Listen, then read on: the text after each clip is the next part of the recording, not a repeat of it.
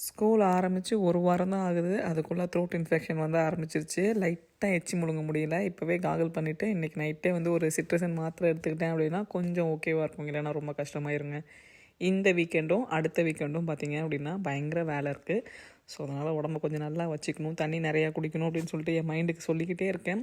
எனக்கு என்ன பிரச்சனை அப்படின்னா, வீட்டில் இருந்துட்டு ஒரு ரொட்டீன் உடனே சேஞ்ச் ஆகுது அப்படின்னா எனக்கு வந்து கொஞ்சம் அந்த மாதிரி ஏதாவது பிரச்சனை ஆகுங்க. எனக்கு மட்டும்தான் நினச்சேன், ஆனால் என் பசங்களுக்கும் அப்படி தான் இருக்குது. ஸ்கூல் போயிட்டு வந்த 2வது நாளே வந்து சின்ன பையனுக்கு சளி பிடிச்சிருச்சு.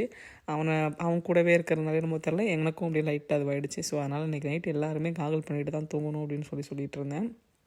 லைட்டாக சளி பிடிச்சா போதுங்க, ஒரு 3 நாளைக்கு நமக்கு வந்து எந்த வேலையும் மண்டையில் ஓடாது. அது ஏன்னு தெரில, சளினாலையா இல்லை நம்ம மைண்ட் செட்டே அந்த மாதிரி நம்ம பழகிட்டோமா என்னன்னு தெரியல. இந்த சொல்லுவாங்கள்ல, சளி பிடிச்சா 7 நாளில் சரியாயிடும், மெடிசன் எடுத்தால் 1 வீக்கில் சரியாயிடும்ன்ட்டு. அந்த மாதிரி தான் நிலமை. எத்தனை பேருக்கு இந்த லைட்டுக்கு தமிழ் பேர் தெரியும்னு சொல்லி கமெண்ட்டில் சொல்லுங்கள்.